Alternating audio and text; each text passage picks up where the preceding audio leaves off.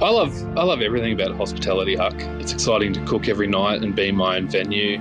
We can be creative, and we can also teach young chefs and apprentices, and also give an outlet for front of house professionals as well to really engage with the customer and create an experience. That's what I really love, is just being able to be able to create that whole experience and let someone escape for the night. This is the Deep in the Weeds podcast. I'm Anthony Huckstep. Opening a restaurant in the big cities allows you to cast a wide net and have a large potential pool of clientele. But in regional centres, the challenge is a little more complex. What does it take to create a great local, but also raise the bar for food too? Kyle Zevenbergen is the chef and owner of Zev's Bistro in Toowoomba, Queensland. Kyle, how are you going? Really well, thanks, Huck. How are you? I'm good. It's good to have you on the show. You've got a bistro in Toowoomba that's made a bit of a name for itself. What's been the secret to its success? I think just our commitment to the community, to using local produce has been, a big thing that we do and that we try and focus on. But just also offering something that Toowoomba was lacking, I think really helped set us apart. So I mean, we're 5 years strong now, and it's definitely been a bit of a journey. Well, tell us about those early days when you first opened and you realised there was a hole in the market. What was it like trying to raise the bar for food in Toowoomba? It was pretty difficult, and still it's still a bit difficult 5 years on. I'd say that the first couple of years, even myself as a cook, was working out how I want to cook essentially. And what we want to offer to the community. So it was a lot of kind of chopping and changing and learning. But I think we've really found our stride in the last kind of 24 months, not only with what we're cooking, but our wine program as well, and how we've just adapted the restaurant and our service style. So, yeah. How did you end up in Toowoomba? What was the decision to open there? I grew up in regional Queensland. So I grew up in a place called Chinchilla, where I did most of my apprenticeship, all of my apprenticeship actually. And then Mum and Dad, they had some property in Toowoomba, so it was kind of just the next logical move, or easy move for me when I was a teenager, I guess. So I moved when I was 18 and got a job pretty much straight away in Toowoomba, which was nice. And then it was, a lot of kind of being around in Toowoomba and then thinking I would move, but then it's an easy kind of town to live in, and there's a lot of local support. So it kind of made sense to open a place here. Well, take us back to Chinchilla when you were young. What was food like, and what role did it play in your family? Oh, look, it was a huge role. Mum and Dad were always busy. They had their own businesses, so that was the one way that we connected as a family. My brother and I and my parents. It was, Mum's an exceptional kind of home cook, and anytime we ate out or we went away, my brother and I weren't forced to eat off the kids' menu. So I think having the opportunity to eat some pretty exceptional food growing up, not only at home, but being in nice restaurants, and that kind of opened my eyes, and I always had a bug for it ever since I was a little fella. Just loved eating more than anything. Can you tell us about any of the feasts that you remember from when you were young? Oh, feasts. I think it was... So one thing that always comes to mind, just for as far as home cooking, is just a really good piece of silverside. With Mum would always make white sauce from scratch, and she would never overcook the vegetables, and just those little things. Salt was always on the table if we needed to add more. We weren't kind of roused on. It was just those little things that I think, just eating as a family and eating anything really. Was just how we had fun and connected. Do you remember when you first started your apprenticeship back in Chinchilla, what it was like working in a commercial kitchen for the first time? Oh, look, it was a bit terrifying at first. And actually, I started working for free. I don't know how legal this is now, but I was 13 and a bit, and I was desperate to get into a kitchen. So I approached kind of the nicest place in Chinchilla, which was called the Great Western, and it was a restaurant attached to a kind of 26-room motel. And it was the place to go in the West, I think. And the lady that owned it kind of understood the value of employing good chefs and using good produce. So even at 13 and kind of I was like going along, I was like, hey, I want to wash dishes, I want to prep veggies. Before I could really start my apprenticeship, was pretty cool, because I mean, when I turned 14, I was already halfway kind of through learning the shit things. So and growing up in Chinchilla, being regional, it was a bit difficult to get chefs out there. But I think from the two chefs that I had during my apprenticeship, I learned a lot, and I was very fortunate to be able to stay in one place as well that kind of retain good staff. What did you take from those days in Chinchilla for your apprenticeship that you've carried on with your career? Definitely just my work ethic, I think, more than anything. It's showing up early, being the last to leave, make sure everything's clean. And the commitment to the customer, I think, more than anything, like seeing Jill, who owned the restaurant, on the floor all the time and really engaging with her customers and engaging with staff, really highlighted how much everything matters, not just the food sometimes, which I thought was really, really interesting. That's probably the biggest thing I take on board now, how much everything matters. When you made the move to Toowoomba, what was that experience like for you, and what was the first venue you worked in? It was a little bit terrifying. I just turned 18, I think, when I moved to Toowoomba, so that was maybe 2009. And there's a restaurant still in town now called Gips, and it's kind of the place to eat, and it has been for about 20 odd years. And that was my first job when I moved to Toowoomba, and was kind of there for a couple of weeks and had a meteoric rise to sous chef straight away. So to have that responsibility in a venue such as Gips was pretty eye-opening at 18. And yeah, I mean, it's a big venue. We do lots of weddings, so having to kind of dabble in a lot of different things was, again, eye-opening straight off the bat, for a young chef, I guess. For those not familiar with Toowoomba, what sort of town is it? I think it's meant to be like the second largest inland city in Australia. So I think, including like kind of the surrounding areas, there's about 100,000 people in Toowoomba. But it's like a big country town as opposed to a little city, in my opinion. But it also has a big draw card for people who are visiting from Brisbane or the coast, and it's also a bit of a hub for the West as well. It's kind of where a lot of people from the land who have people kids in private schools, etc. It's a go-to town, I think. So it's it's always had a lot of support. You opened Zev's at quite a young age, and you've had it 5 years now. Tell us about what it was like trying to find a site and create your own business, having, it being your first restaurant ever. Yeah, well, I opened Zev's at 25,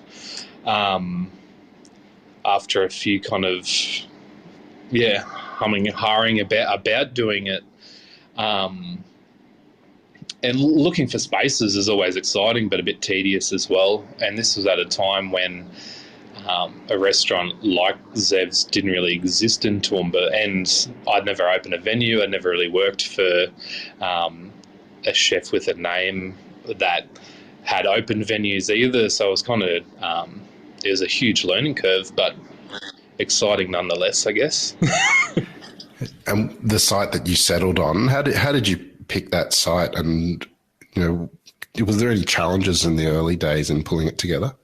Yeah, absolutely. The site, I mean, it made sense from a business standpoint, I guess, and from how much it was going to cost me to fit out sense. It was the only space that I looked at that had things like a range hood, and it had plumbing and gas. And but when I took the space over, it was actually a sushi train. So to kind of turn that around from a sushi train into a kind of casual high-end restaurant, it definitely had a lot of challenges. But I opened it with the support of my parents, which was super nice. And Mum has a great kind of eye for detail, so to be able to handball some things to her for as far as colour scheme and furniture and stuff like that definitely helped. And it's kind of every couple of months we're kind of reassessing, hey, what can we change in the restaurant to really make it feel like ours as well. So still 5 years on, it's evolving. Tell us about producers. It's really at the heart of what you do. What was it like in the early days trying to connect with local producers to have them star on the menu? I think it was pretty easy because I had obviously connections from when I worked at Gips, and we had access to a lot of great producers there. And Toowoomba being such a hub for the Downs, to access great beef, to have the Locke Valley just down the range, to have access to great fruits and vegetables and I guess local markets as well. Just to put yourself out there is pretty easy in Toowoomba, with everything kind of so close. But I think that the hardest thing was definitely changing the diner's kind of mind on how food is offered. We kind of always had a variation of a tasting menu plus an a la carte menu when we first opened, which people kind of didn't really get the concept of, at least local diners. But they've definitely come to know us for only offer a tasting menu now and really love that way of dining. So that's been exciting for us, to be able to change the menu when we please and really have the support and the faith of local diners to come back for what we're offering. This episode is proudly supported by Montague, handpicked for you. The things that we're really looking for in plums, first of all, they've got to be sweet. We're really looking for a full flavour explosion in our plums. Red flesh is critically important to us, higher in antioxidants, so all that good stuff. And then we're also looking at a slightly firmer texture, so there's almost a little crunch. That's the real driver for us. For more information, go to montague.com.au. What is the region like for produce? Is there any a couple of producers perhaps you can tell us about that you like to use? The beef, I mean, is a huge for the Downs. And there's Stockyard Beef is a great supplier that we use. They have exceptional beef. So we always kind of showcase some variation on the tasting menu. But one thing that I'm super excited about using at the moment is Condabilla cod. So it's a sustainable cod farm from a town near Chinchilla called Condabilla. So to be able to have that on the menu as well at the moment in a couple of different preparations is super nice for us. Tell us about the cooking in the early days. How much has it changed, and what were you cooking back then when you first opened? Oh, shit. Yeah, I'm a completely different cook, I think, from when we first opened. And as I said, like my experiences are pretty limited, and I'd say for the most part I'm kind of self-taught for as far as cooking goes.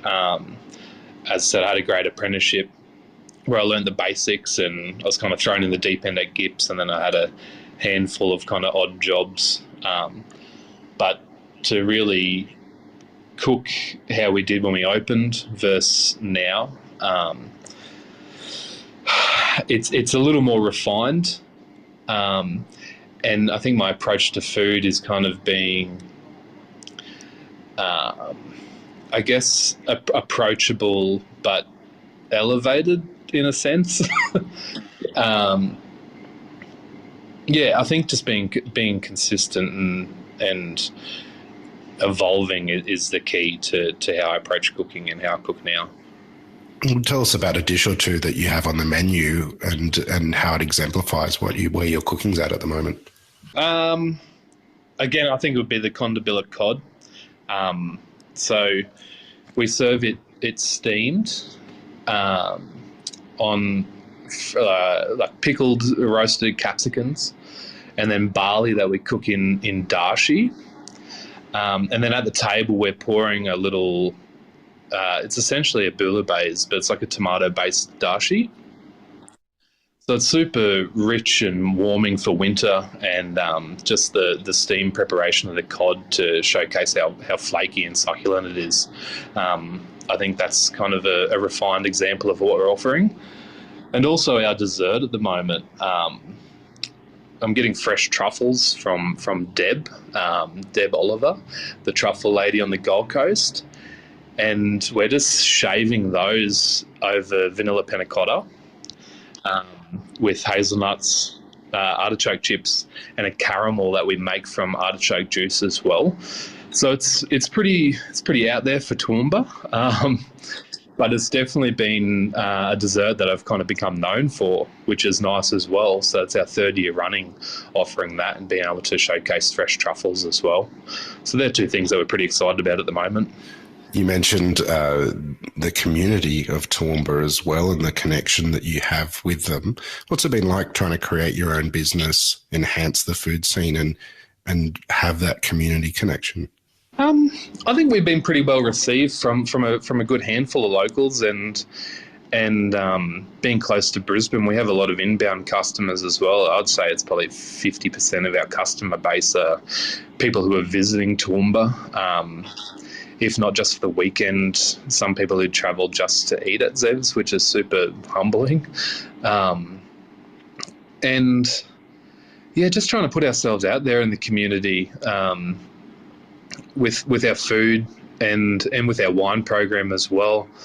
I connected with a local art gallery a couple of months ago and actually paired wine to art, which is something pretty different. And it was fun to research and put something on for the community through the art gallery that kind of showcased different wines as well, which is a huge focus that I've had the last kind of 24 months within the restaurant. What's it been like in the last year and a half for you? You mentioned that, a percentage of your clientele come from out of town. What's the challenges and positives been of this last year and a half? Well, I mean, I think the challenges, all of us are pretty aware of what we've had to deal with and how we've had to adapt. But in the support of the locals, it was really highlighted there when we could offer a takeaway menu. And then the positives to take from that is just how much the region, I think, has really boomed after being able to reopen. There's lots of new places opening in town, and a lot of new people that are hungry for something different because they've had kind of their ability to travel taken away from them. So the region's really stepping up to show some things. As a very young business owner, what sort of impact has it had on you personally?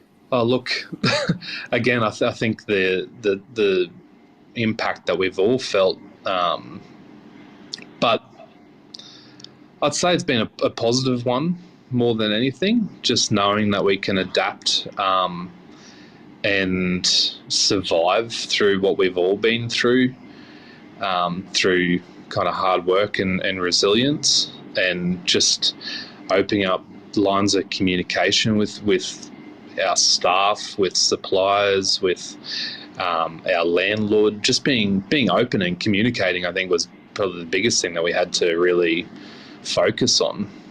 So that's kind of been a positive thing, I guess. Well, what do you love about what you do? I love everything about hospitality, Huck. It's exciting to cook every night and be in my own venue where we can be creative, and we can also teach young chefs and apprentices, and also give an outlet for front of house professionals as well to really engage with the customer and create an experience for the diner. That's what I really love, is just being able to be able to create that whole experience and let someone escape for the night. Well, as being a destination for those that come to Toowoomba, what sort of food town is Toowoomba?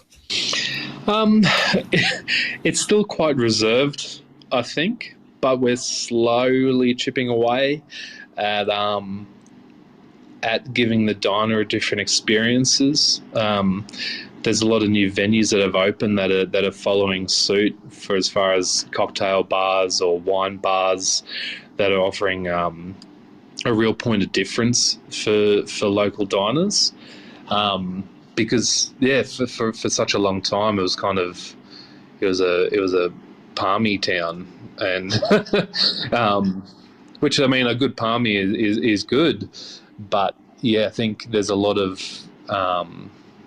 people desperate to try something different, which is what we're offering. For someone that's made a real success at a young age and raised the bar in a regional city, what sort of advice would you have for those that are quite young, like looking to go out on their own? I don't feel like I'm qualified to say it, but I probably am in some regards. I think it's just give it a go. If you can really be true to yourself and commit to offer an experience for the customer, I think they're the ones who vote with their feet, and they're going to come back and support you if you do a good job. And just giving it a go is all that you can do if you're fortunate enough to find a space and have the opportunity to do so. Just be yourself and commit to offering an experience for your diner. You rolled the dice 5 years ago to open your own venue. What's your future plans? Do you have anything else in store in the next couple of years? To be honest, I didn't really open with much of a plan, which is not a great business move, I guess. But to make it to 5 years, I'm super proud of what we've achieved and the team that I've had over the years. I'd love to continue to develop what Zev's is, I guess, for as far as how we cook and the wine that we offer and the service experience. That might be for the next couple of years. I've always believed in kind of spaces existing for only a certain amount of time before potentially moving into something else. Whether or not that's an achievable goal right now, it's one thing that we're excited to talk about and potentially offer something different for Toowoomba in the future. Well, it sounds amazing, and we're very honoured to have you on Deep in the Weeds to hear your story today. Please keep in touch, Kyle, and we'll catch up again soon. Thanks so much, Huck. Really appreciate it. This is the Deep in the Weeds podcast. I'm Anthony Huckstep.